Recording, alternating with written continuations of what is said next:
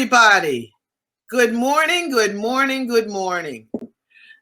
What I'd like you to do this morning as I open up is to get your cup of coffee and not pretend because we're live, but let's have coffee with Mitt this morning. I have a few things that I want to say about the racial summit that you're in. Number one, I want to thank Miss Hooper.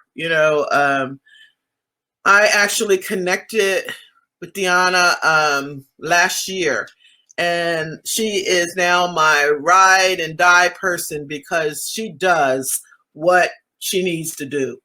She is making us aware of race in social work. So I first want to say, I'm going to take a moment of silence. 8 people were murdered last night. Most of them were Korean Americans. Hate is alive in America. So let's just take a minute and remember those people, but also think about our purpose as social workers.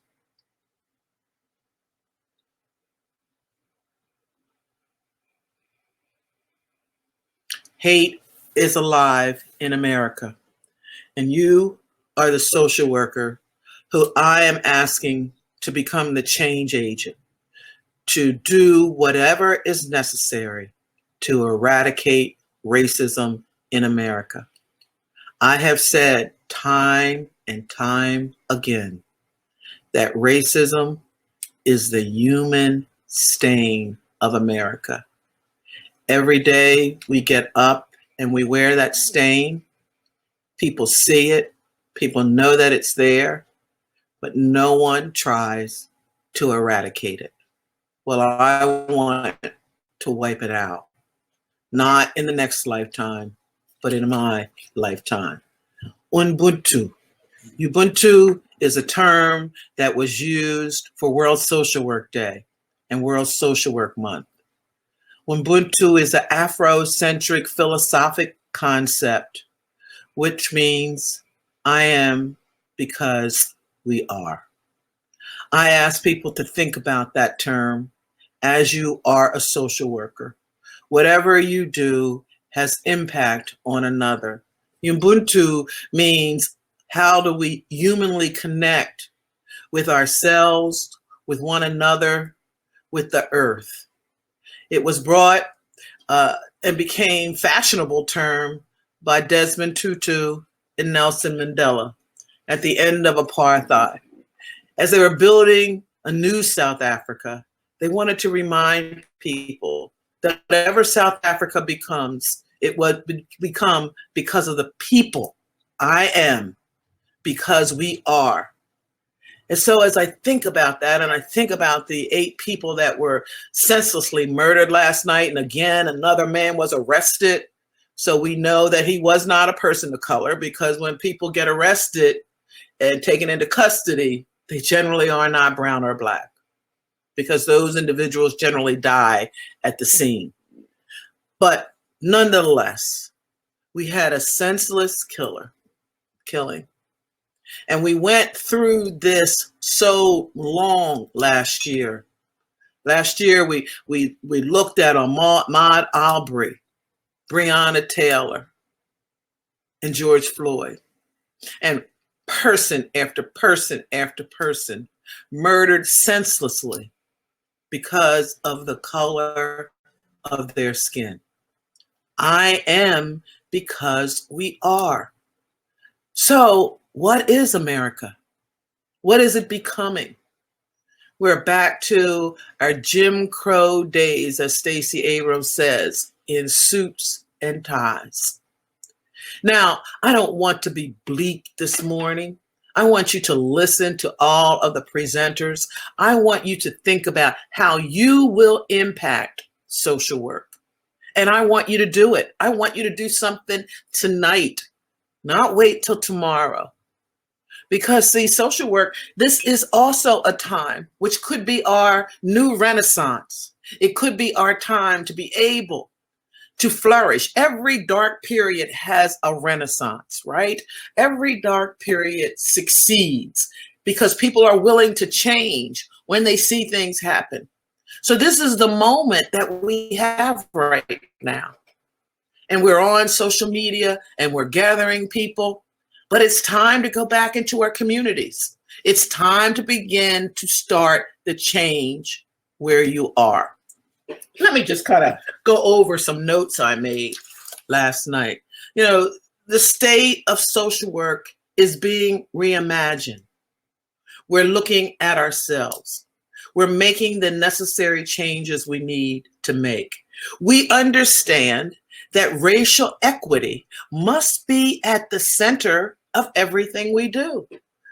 We have to say, I'll say that again, racial equity must be at the center of everything we do, of all social workers, not just brown and black social workers, all social workers. Because you see, if we have racial equity, it is like pouring water in a tub. Everybody rises when you have racial equity. And let me tell you why. You know, systems are the things that hold us back. Yes, we talk about the criminal justice system and the racial hatred that some officers have and the way that they're trained. But it's a system. It's a system made up of people. Because what you are seeing right now, as we are experiencing COVID, which got us all home and shuttered in, we're learning that racial equity is not even in the dispensing of the vaccine. That brown and black people, as much as they tried to give us the propaganda that we're scared to take the virus, that we have obesity and we have all of these factors, the real nitty gritty is that we don't have access. And and what does access mean? Access means being able to know where to get the vaccine, being able to apply for the vaccine. Listen, I am astute on this computer, and it took me, I got mine on the list early, got my shot, got my second shot. Then as I tried to navigate my husband to get his shot, it was going on all of these platforms. And you know what it comes down to? It comes down to who you know. Who you know is how the vaccine is being distributed. But then let's talk about that as it also relates to the economic injustice we're seeing in America. Long lines at the food lines, access, PPP loans. Again, brown and black people were less likely to get PPP loans, even though they had small businesses. Why? Because of access. They didn't have the access to the bankers, or the bankers didn't know them and didn't want to take that risk.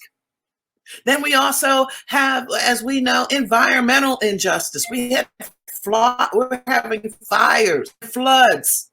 Who gets access to insurance money? Not brown and black people. Racial equity must be at the center of everything we do and everything we think about. It is the core of social justice. And don't let anybody say that it's not. You know, because disparities, when you say the word disparities, you're really dressing up a word. It means racism.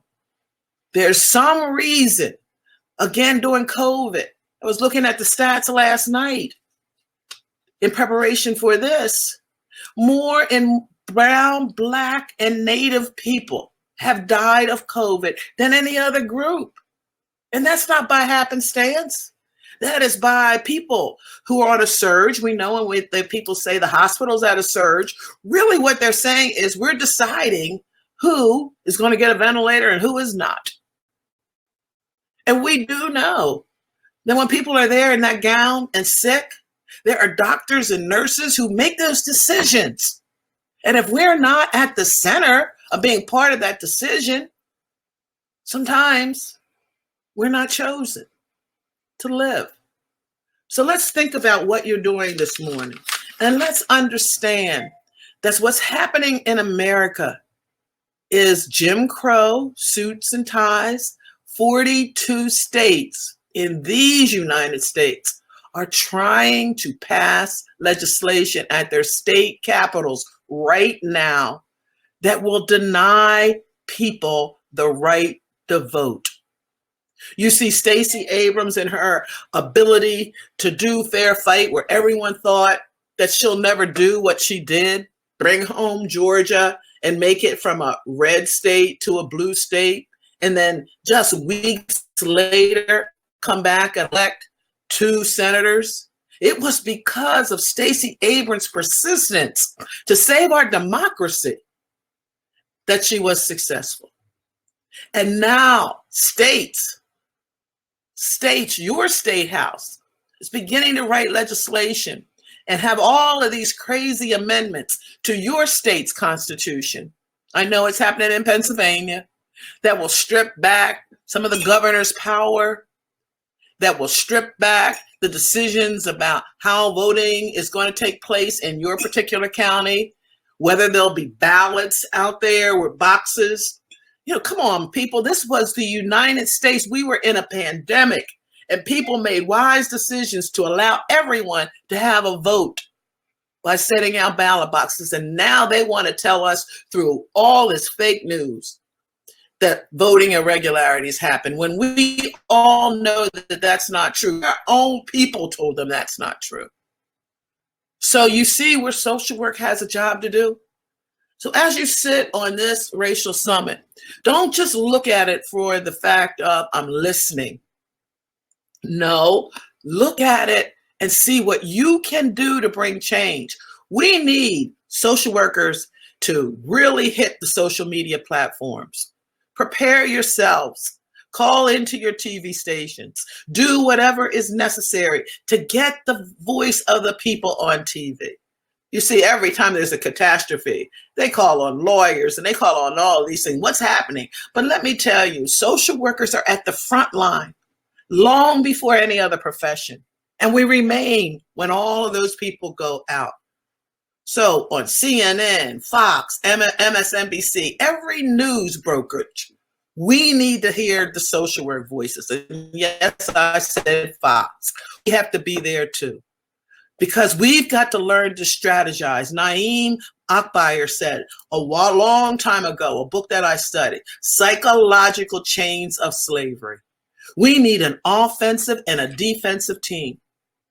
We need people not of color to rise up and pour water in that tub so we can all rise up. Yes, social work is not of color. You have a voice.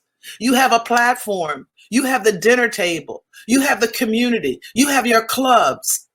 And you can begin to change those thoughts if you strategize and begin to talk about how equity, how our diversity is the one thing in America that makes us the strongest. It's the one thing that we have been ignoring. But everybody has that stain on them. And I want to talk about that stain. That stain doesn't look nice. It doesn't allow us to really move where we need to move. We're in an apocalypse, I would say. We can do better. We have to understand that as we begin to go out and as we begin to get vaccinated, that we're even going to go a little deeper into ourselves. Teachers don't want to go back to school. Young children have been out of school. Don't let people say that it was because they didn't have access to the internet. But when they go back to school, kids are not going to be the same. It's going to be hard for them to sit at a desk. It's going to be hard for them to do the work. They're fearful of going into the schools because they heard that they could bring home COVID to their parents. Those are the things that social workers are going to have to do. And we're going to have to step up and not allow the school system to put labels on these kids so that these labels follow them for a lifetime. Yes, we have to do that. We're not the voice of the voiceless. We're the voice of the people who rarely get heard. So I just want to say to you that this morning is a time to reflect about the last year, to reflect about what happened in Atlanta. I'm going to close with just telling you one little thing about Ron Johnson. Ron Johnson, who's supposed to be a senator of these United States, taking care of all of the people in his state, but in this United States. He made a powerful statement the other day. If you don't think racism is alive, go listen to that statement. He got on national TV and said that the insurrection that occurred were really only supporters of Donald Trump, that he was not afraid of them. They were coming there because they had a beef that their president was having the election stolen from him. And he wasn't afraid because these were his supporters. But if they were Black Lives Matter, as he said, or Antifa, he would have been afraid. Now, what he told us right there is something very glaring. That he, as a white senator, is not afraid of white men and women who break themselves into the Capitol, who smash windows, who goes and looks and erects a guillotine out on the Capitol, who looks for Mike Pence, and who looks for everyone who is a Democrat to kill and hang, who defecates on the floor and smears it up on the Capitol walls. He's not afraid of those folks. But if they were brown and black, he would be afraid. That's why brown and black people die. Because when we protest, they don't even let us near them. They have troops, rubber bullets, tear gas, and yes, even real bullets. So he told America why he wasn't afraid of the Proud Boys who's out to destroy our nation. So social workers, you have a job to do. You've got to stop this rampage going off in America. I'm going to close by reading one of my favorite poems. I learned about this poem through Leon Higginbotham, who sat in the Third Circuit Court of Appeals. But it's from one of my favorite authors. Please listen to my words. There is a dream in the land with its back against the wall. By muddled names and strange, sometimes the dream is called. There are those who claim this dream for theirs alone, a sin for which we know they must atone. Unless shared in common, like sunlight and like air, the dream will die for lack of substance anywhere. The dream knows no frontier or tongue. The dream, no race or class. The dream cannot be kept secure in any one locked place. This dream, today embattled with its back against the wall, to save the dream for one, it must be saved for all. Our dreams of freedom. It's about freedom. It's about the right and the dignity and respect of all people in America. It's about access. It's about eradicating this human stain. Thank you. I don't think that we have, I see some questions, but I'm going to turn this back over. Have a great day. Thank you, Ms. Hooper, for allowing scholars from all over the globe to come in and speak to you. And tonight, write down what your purpose of change will be. And, get started on it tonight. There's no time that can be wasted. Go to your state houses and demand that all people have one vote and that they have the right to cast that vote. Thank you. I am Mitt Joyner. I might have forgotten to tell you that. The president of the National Association of Social Workers. And it is my honor and privilege to represent all of you, whether you are a member or not. I represent social work in the United States and around the globe. I want to be able to say that social workers understand that racial equity is at the center of everything we do. Thank you so much.